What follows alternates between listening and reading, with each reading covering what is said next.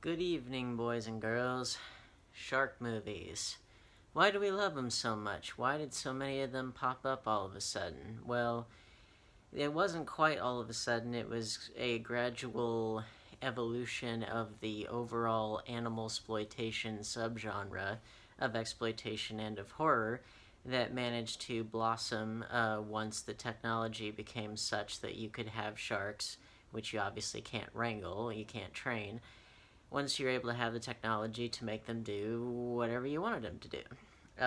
Now, there were plenty of precedents for it, and there were plenty of animal exploitation films of all different stripes that, no pun intended, that did arise, like in the 70s and 80s, films like and frogs and alligator and, things of that nature, and actually, another pun, things like Piranha, like the original Piranha, which is actually viewed as being one of the earliest Jaws ripoffs, which is funny because I don't really think it necessarily deserves that reputation, and I don't want to talk about these things out of turn, but the point is there were other kinds of animal exploitation films that were out there that had animals that, a lot of them were on land, a lot of them were, of different animals that you could either wrangle, or they were animals that, you could just, they were easier to film. Because obviously shooting underwater,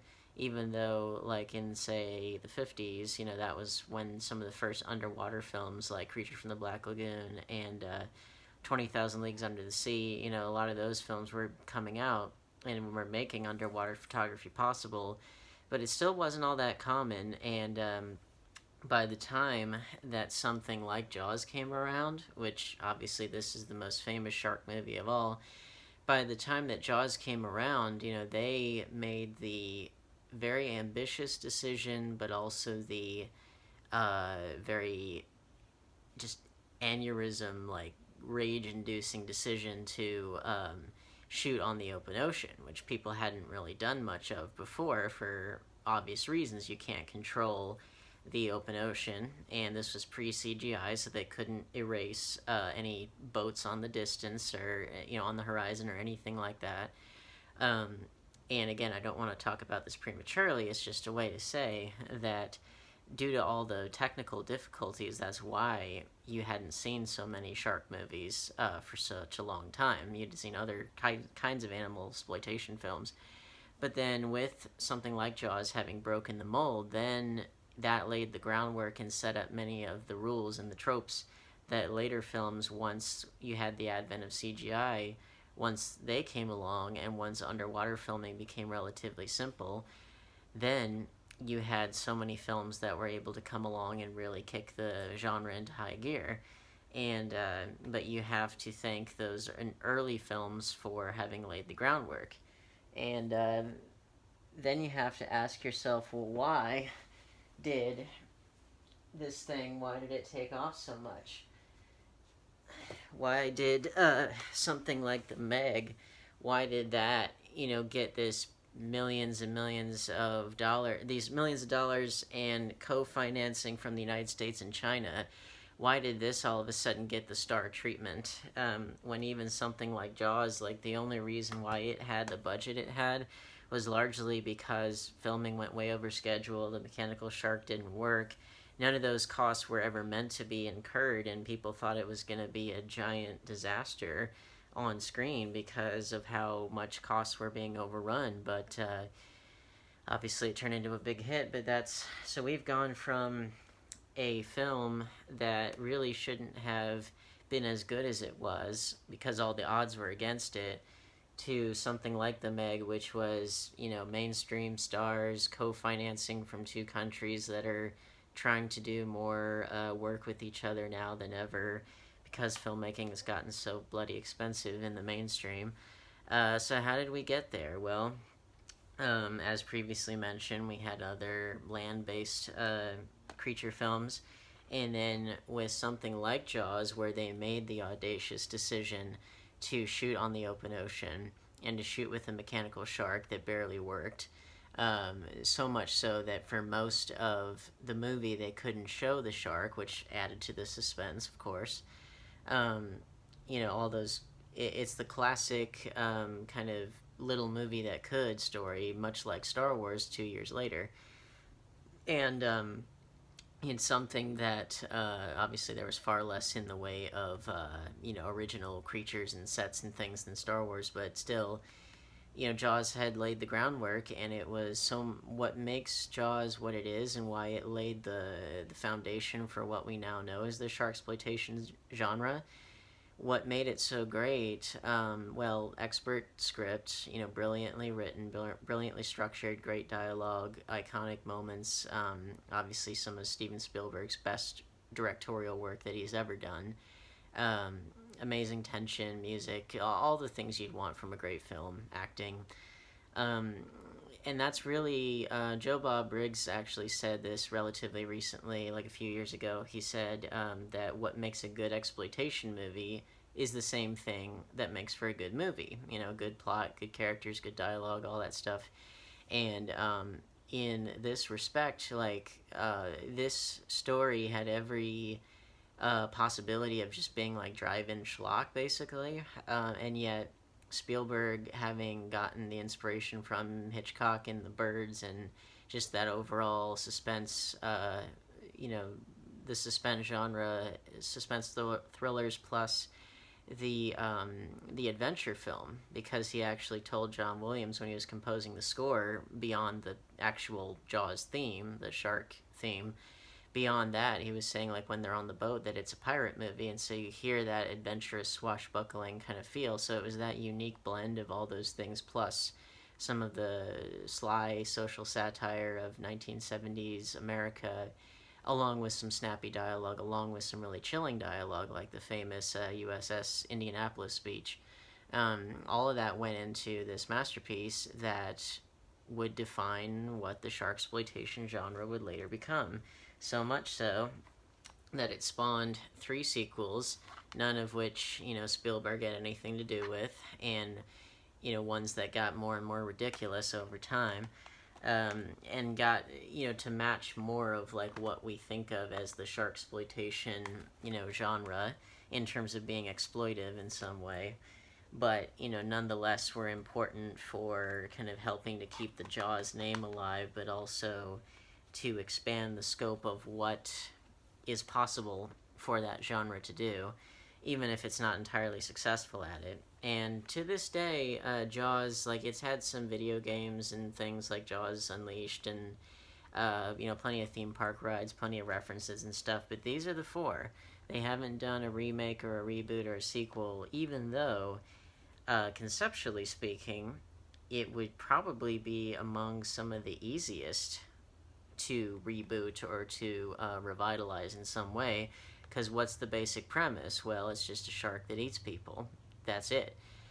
And part of the reason why I'm sure that they don't is because, one, they're busy with superhero films or trying to compete with that, some kind of massive, big budget, superhero or fantasy franchise. Number one.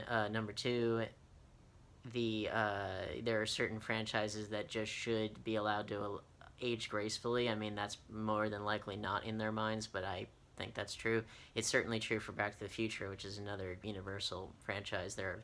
They actually have it in writing. Bob Gale and Robert Zemeckis have it in writing that no more movies can be made, and that way the series can have its purity still. And I'm really, really thankful for that.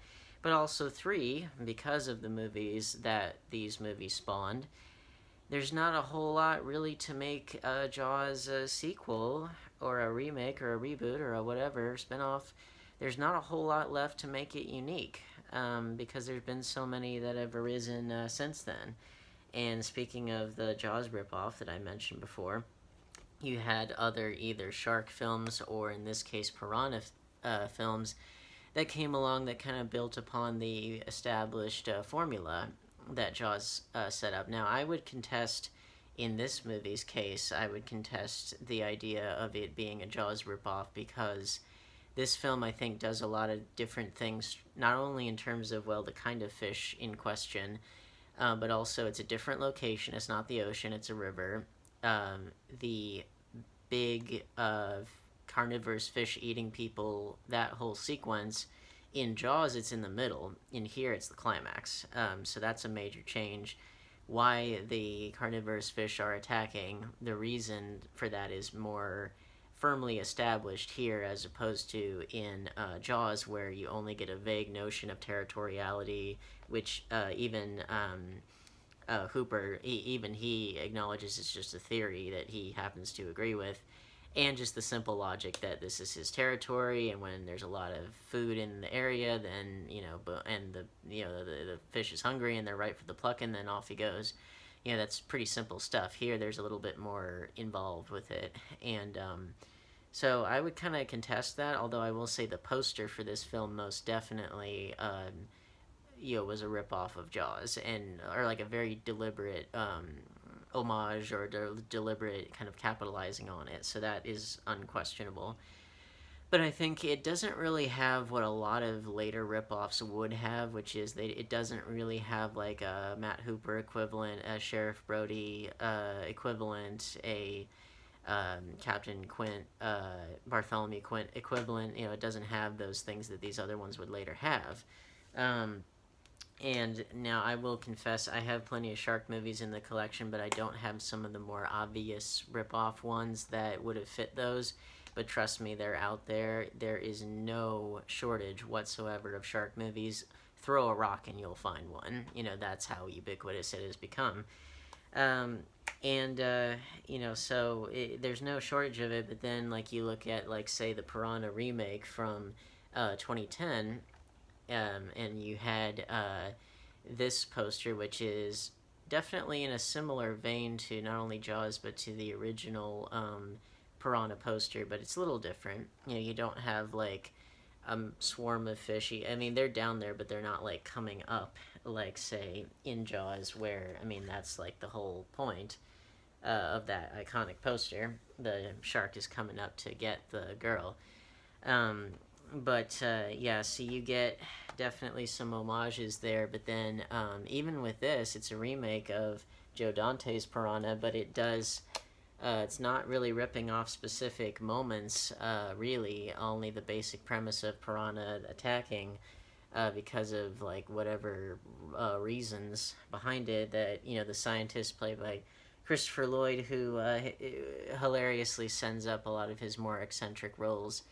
Once you get to this film and to something like Piranha 3 Double D, then you get more into and this is actually more of an obvious, the trajectory, quite literally, of these fish and of this poster, that's more in line with the classical Jaws model.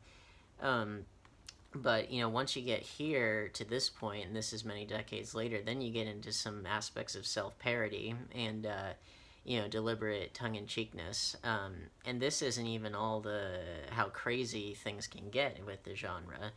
But this is an example of how you can, even though it's not sharks, it's like it's operating from the same mold, storytelling-wise and structurally, and it's just taking it to the nth degree, because in Jaws, you have Chrissy Watkins, the girl in the opening who gets eaten, and there's a little bit of, some sensuality, I guess you'd say, not even overt sexuality, just that, she's going skinny dipping or whatever, so there's some aspects of that, but it's not anywhere near as, like, self-aware with, like, the nudity and the, big-breasted girls, and, like, one of the asshole guys gets his penis bitten off, and it's in 3D, and it's right up there on the screen, and it's like, I love how deliberately over the top it is. It's like, that's awesome. So you definitely get into self-parody because those tropes have been done so many times that you don't even really, it's like storytelling wise, this movie doesn't have to overdo it all that much in terms of the structure and characters. Like, these are their own characters. But it's just more so that we're so used to this genre being so ubiquitous that it does get into self-parody, and it does get into, like, ridiculousness even up to the title, to the point where you can't help but find him funny if you have a love for horror comedy. And up to the point of, just to wrap up the non-shark films that nonetheless, owe a debt to Jaws or to the larger animal exploitation or shark exploitation genres as a whole.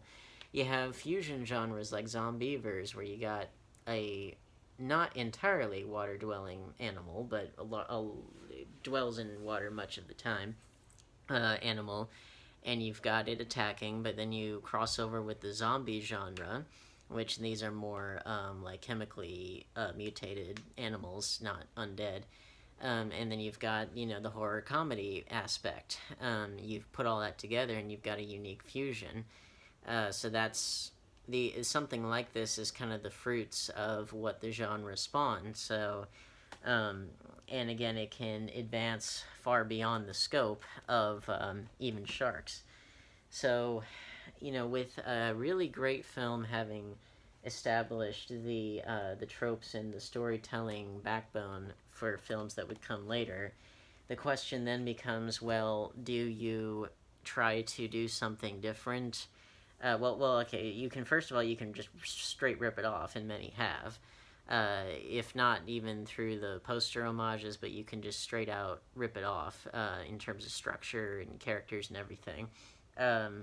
You can do that, or if you're trying to make a relatively serious film, you have to ask yourself, okay, how am I going to do this in a serious fashion that does not copy the structure of Jaws, while still being about a killer shark? Because Jaws has become so ubiquitous in our culture, how do you do that? Well, there are many ways to do it, and not as many succeed, but also not as many try, partially because Jaws did it so well. But a notable example of one that I think did try to be serious and did it well was The Shallows, another great lenticular cover there. I remembered seeing this in the theater with my mom, who, don't ask me why she agreed to go, because she hates the water and she hates horror films, and so yeah, I'll never know what possessed her to go with me. And she complained the whole time and was actually quite disruptive, and I was rather surprised at that. But this film actually managed to do a good job with doing a very solid film that focused on, well, a shark, but I believe there was more than there was more than one shark. But it managed to have tension in a different way because the constraints are so different. You've got one person by herself who is trapped on rocks in the shallows, who has been bitten by a shark and is threatening to lose blood in her, too much blood in her leg, versus having to tie it off to prevent the blood loss, but then you run the risk of like gangrene and all that stuff, of the limbs getting rotten because they don't have blood to supply them. And there's a ticking clock element, and she's not out on a boat, and she's not even all that far out to sea. She can see the land, but it's just more of like, how does she make a break for it? And this is something that you see a tremendous amount of resourcefulness from this character that Blake Lively does a great job of playing. And the only part that I remembered being kind of cheesy was when she talks to the seagull, but that's just a device for her to externalize what she's feeling internally without having to resort to voiceover, for her to talk to herself for reasons that don't make any sense. But I do remember thinking, this is kind of like the Little Mermaid, because she's on the shallow rocks and she's this beautiful water occupying person talking to this animal that she kind of anthropomorphizes. And I was like, oh wow, just start singing how you'll be part of your world someday. But it's a good example of how you can do a shark film without having to copy Jaws and do your own thing with it in a way that will work. And then this is one that, actually these two that came in the mail relatively recently, that I admit I still haven't watched because they came so quickly, so much in the recent past, Sharknado and Deep Blue Sea. And if I understand what these they do, I put these in kind of descending order in terms of like most serious to least serious. And, so this is the point where things are starting to get a little bit more ridiculous, and I think more self-aware in that respect. And But from what I've seen of these, they definitely seem like they're pushing into slightly more ridiculous territory. And thankfully, and again, these are also because the CGI, this is 90s and 1998 and 2012, I think, 2011, 2012, something like that. You're getting into territory now where the CGI has gotten such that you can make something that is going to allow you to do things that you otherwise couldn't do with practical effects. So CGI definitely does have its place when you're able to do things that you wouldn't otherwise have been able to achieve, filmmaking wise.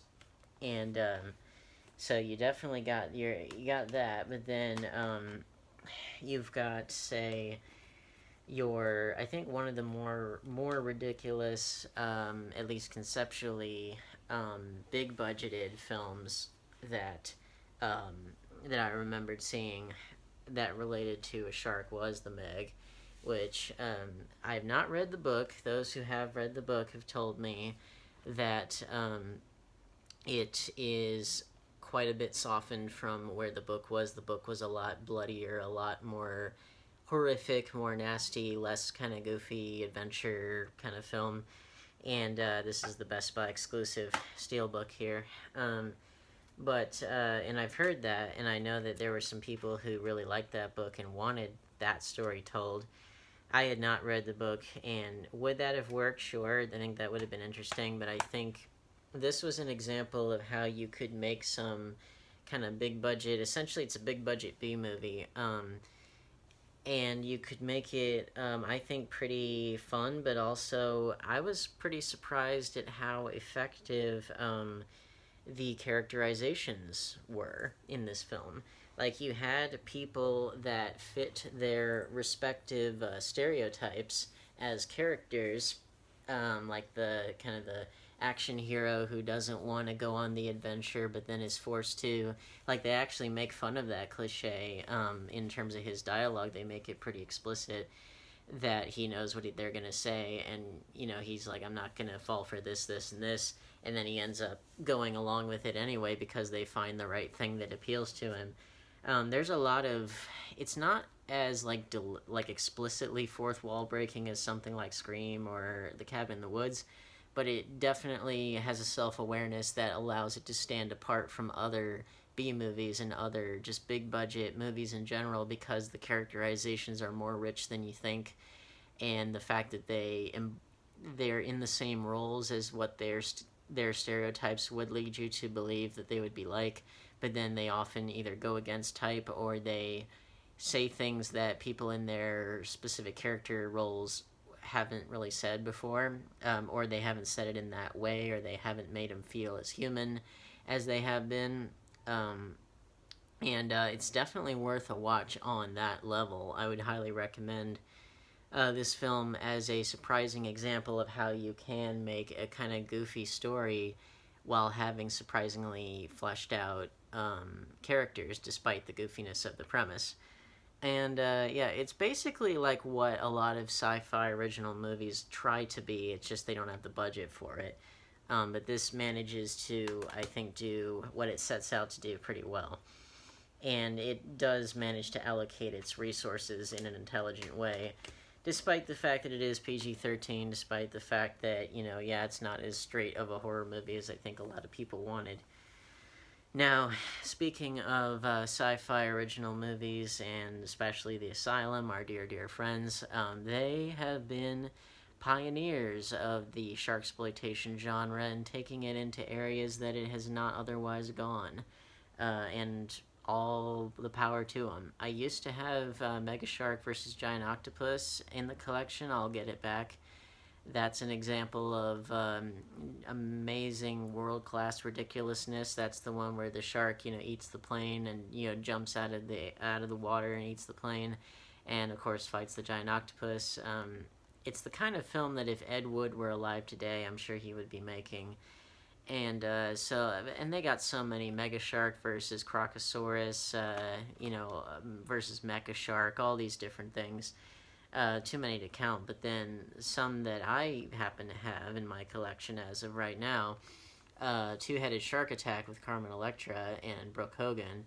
This film I remembered watching, and I thought it was a very amusing film. I like the fact that with the asylum, um, I'm a big fan of when they or another company, when they know that their product doesn't stand it, like they're never gonna make Jaws again. They're never gonna make anything that can remotely stand up to that caliber of filmmaking or of dramatic resonance or anything like that. So they don't even try. They just really just go for it with making something that Hollywood or conventional cinema would never even think to make. They would never dream of it. They could never conceive of it. And so you take a title like Two-Headed Shark Attack, and you say one body, two heads, and 6,000 teeth, and it's like, take that and go for it, my man. Go take that and run with it, and they do. They got Carmen Electra, they got Brooke Hogan, they got Charlie O'Donnell, who I guess was on The Bachelor. I want to say, I can't remember. But like the point is that if you're an independent filmmaker, and especially if you're working within a genre that, well, the CGI capabilities with which to make the sharks come to life, that has gotten cheaper and cheaper. It's gotten more readily accessible for the average person.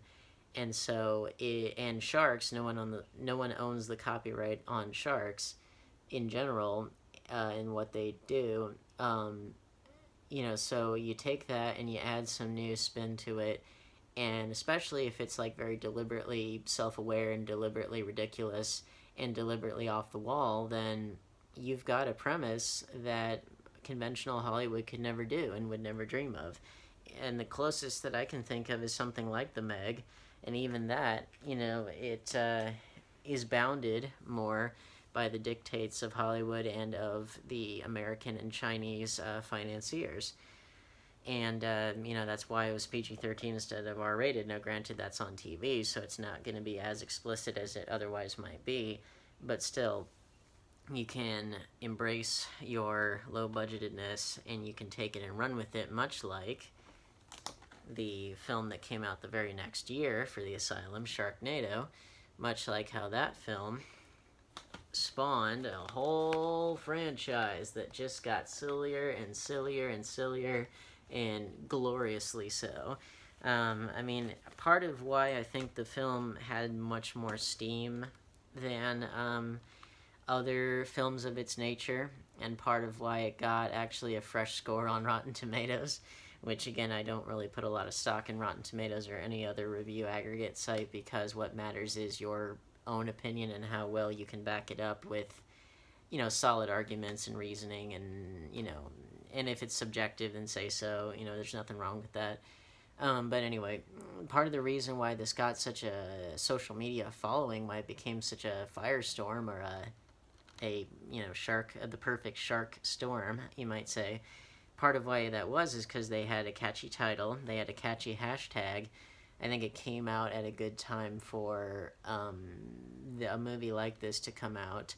And, it was, we were not quite, like, I think we were starting to, some aspects of, like, social media becoming the kind of toxic waste dump of, political movements and, harassment and all the things that, it has unfortunately become, and, people just screaming at each other and not actually having proper discourse. That was kind of before all of that really polluted the waters. Again, not to be too punerific, but, this was at a time when this was apolitical, really, and it was able to come along and unite everybody in a spirit of just ridiculousness and fun. It's fun. The movies here, they're extremely self-aware, and they, for as many like new cities as they do, the first one's Los Angeles, second one's New York, and then of course they get into more and more locations, they get more characters, they just kind of, there's the phrase jumping the shark, which is the point at which a show or a series of films or whatever, it goes past the point of unacceptable, suspension of disbelief. But like, this is a series that celebrates the fact that it just gets more ridiculous with each installment. And actually, Lloyd Kaufman has a cameo in the fourth one. And the titles, again, they are so beautifully self-aware, so beautifully celebratory of ridiculousness, up to the point where, like, Tara Reid gets like a buzzsaw hand, and this last one's about time travel, and it's like, this is how you do a franchise. This is how you do Sharks, in a way that I find very appealing, and I think that I'm gonna go on a limb here. In these divisive times, in these times when we have pit brother against brother, tribe against tribe, we need something to unite us. We need Sharknadoes to unite us all in a spirit of silliness. And I say that in jest, but also kind of in seriousness too, because like these did come at a time before we had such kind of rampant tribalism and rampant divisions between us, and people talked about these movies. They gathered around to watch and discuss them, and they just got sillier and sillier, and it was just, how far can this go? And then they jam-packed it with all kinds of really amazing off-the-wall, like, celebrity cameos, like, up there with, like, Airplane, and actually some ex-Airplane stars, like Robert Hayes, in the opening of this film. There were some amazing cameos, and some amazing just moments that you're like, you can't believe that they got the people that they got, and that they clearly had so much fun making it. We need more like that. There's nothing wrong with silliness that can unite us all, in a spirit of togetherness. Whether it's and it's for comedy, it's for imagination, it's for people coming together with a vision to create something that no one's ever done before. And this is a series that I think is kind of a testament to that ideal. And isn't that what we need more of in our world? We need more Sharknadoes, Sharknadoes for peace. I start that hashtag, Sharknado for peace. But anyway, I think part of the enduring appeal of, shark films and shark exploitation and animal exploitation, I think part of it is that, people are inherently afraid of carnivorous animals because it's a carryover from our, primitive ancestors, and a very understandable one. Also because, no one owns a copyright on it, it's very universal, and also because, it's an easy antagonist, because they're these kind of not shapeless, but they're these non-human, they have no nationality, they have no political affiliation, they have no motivation outside of just survival, and, they're hungry. Now, it has had some downsides in that it has resulted in a lot of irrational fears when it comes to sharks, and a lot of times where they get, killed when they don't need to be, and, they actually are having some population problems because of people's irrational fears. Because the actual numbers of shark attacks is, globally and nationally both, are quite low. But much lower than you'd think, but still, that's part of the appeal. It's primal. It's something that everybody in every culture can relate to, and I think with the advent of CGI and it becoming cheaper, and it allowing for people with more imagination to embrace wilder ideas, I say, bring on more originality within that genre and all genres. Don't let your budget or your lack thereof don't let it hold you back, and just allow yourself to go to the craziest places you can think of, because that's how you move a medium forward, and that is how you, when it's done well, like the Sharknado, that's how you bring people together to make something fun and something that unites us in some positive way. So yeah, that's a little spiel there about shark movies. So if you like that, then please like, share, subscribe, hit the bell icon, set phasers to stun, warp factor 5. And before I go, if you have not seen James Rolfe's 50, it was top 40, and then he expanded it to top 50 shitty shark movies, video, you have to go out and watch that now, because that's probably one of my favorite non-AVGN, non series related videos that Cinemassacre that he's ever done. Um, Highly recommend that, because you can get introduced to all kinds of shark films that you'd never heard of and never thought existed. Um, and it just shows you the originality that's on the frills. So, it's on the fringes of society and on the fringes of filmmaking. So, watch that, get introduced to some new crazy films, get those imaginations working, and you too can help pave the way for the avant-garde through the wacky and ridiculous world of the sharksploitation film.